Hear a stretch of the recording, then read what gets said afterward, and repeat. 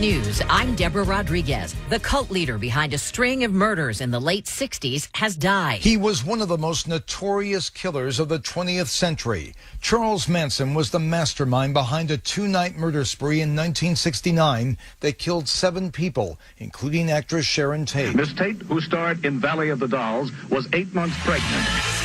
Manson believed the killings would start a race war, which he called helter-skelter.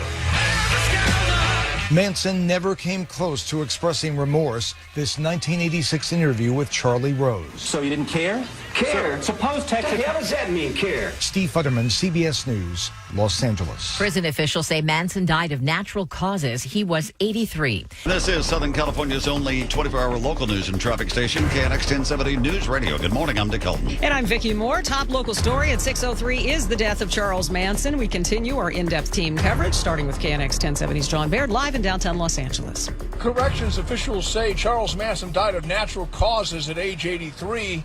He had been convicted for orchestrating the murders of pregnant actress Sharon Tate and 6 other people in the summer of 1969.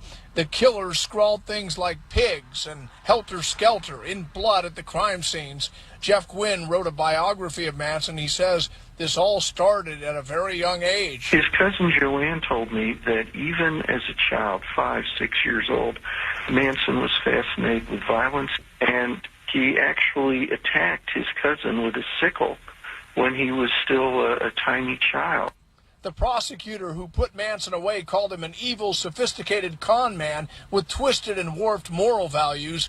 Gwynn himself was blunt. He was simply a despicable human being. It's not known if Manson requested funeral services of any kind, and it's not clear what will happen to his property, which is said to include artwork and at least 2 guitars. Reporting live in downtown L.A., John Baird, KNX 1070 News Radio. The last year of the 60s was both politically and socially turbulent in America.